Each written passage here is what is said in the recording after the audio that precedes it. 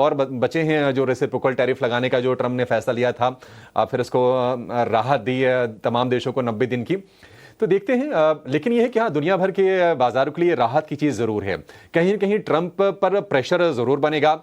Trump पर pressure already बनना start हो गया है, तभी वो झुके भी थे। और हमने देखा कि कल एक और डिसीजन हुआ है कि डोजी के चीफ थे इलॉन मस्क, उन्होंने भी इस्तीफा दे दिया है। हालांकि ट्रंप का उन्होंने थैंक यू कहा है और कहा कि जो मकसद था खर्चों को घटाने का अमेरिकी सरकार का, उसमें काफ़ी अच्छे से आगे बढ़ रहे हैं वो।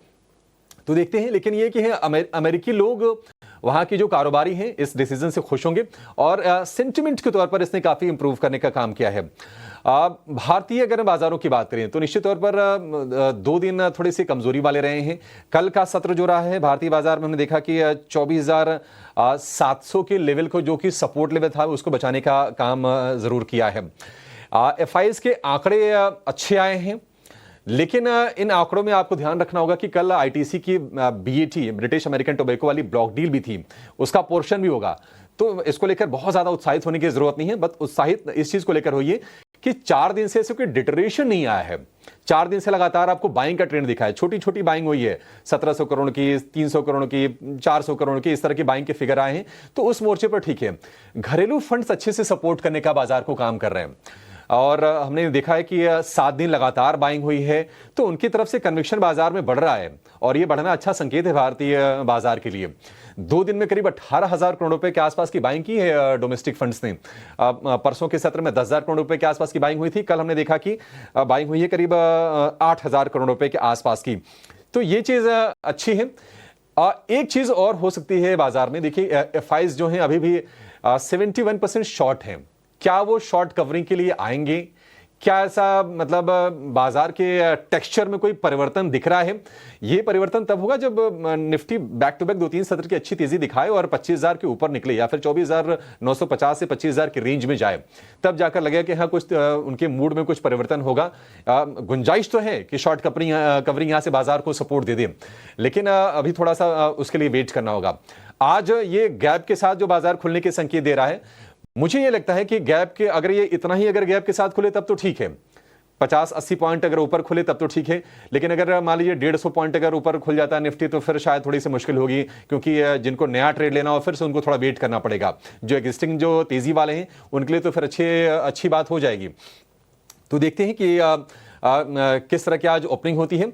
संकेत वैसे ठीक ठाक हैं और मैं रोलओवर की डेटा भी चेक कर रहा था। निफ्टी के जो रोलओवर हैं करीब 70% के आसपास के हैं। जो औसत रोलओवर पिछले 4 महीने के रहे हैं 80% के आसपास के रहे हैं। तो मुझे उम्मीद है कि आज का दिन बचा है और ये रोलओवर के आंकड़े फिर से वही देखेंगे।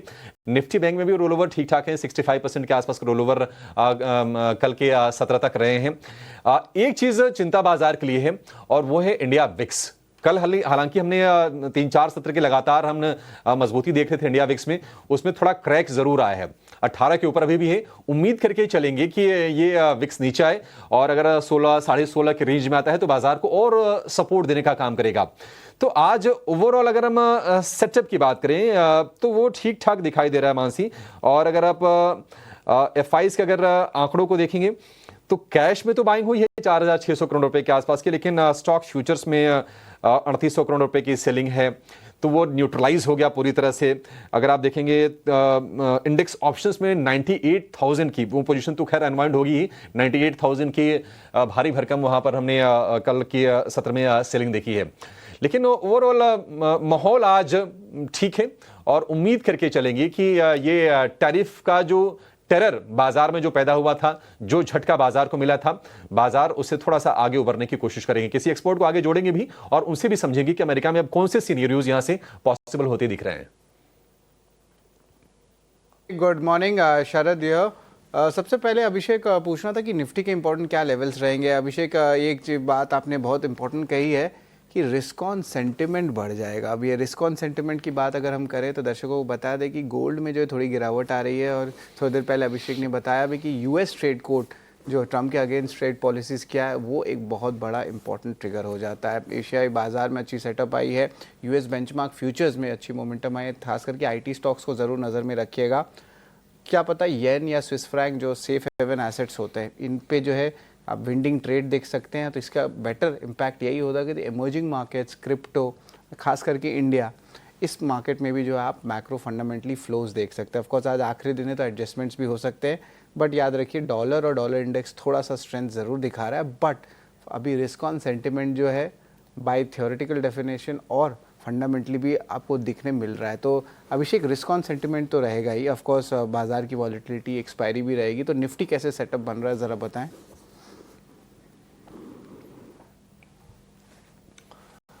शरद, कल अगर हम निफ्टी की बात करें तो कल एक रेंज का ही कारोबार हुआ था, करीब 100-125 अंकों के आसपास की रेंज थी निफ्टी में।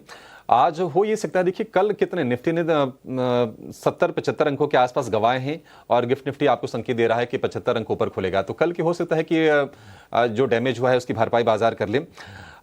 यहाँ से अगर मान लीजिए 24,800 से 24,850 की रेंज में अगर निफ्टी मान लीजिए खुलता है तो मुझे लगता है कि एक ट्रेड लिया जा सकता है, ज़्यादा नहीं लेकिन 100-150 अंकों के लिए एक ट्रेड निफ्टी में लिया जा सकता है। लेकिन सपोर्ट लेवल की अगर बात करें शरद, तो सपोर्ट लेवल आज भी निफ्टी के लिए वही 24,700 वाले ही रहेंगे।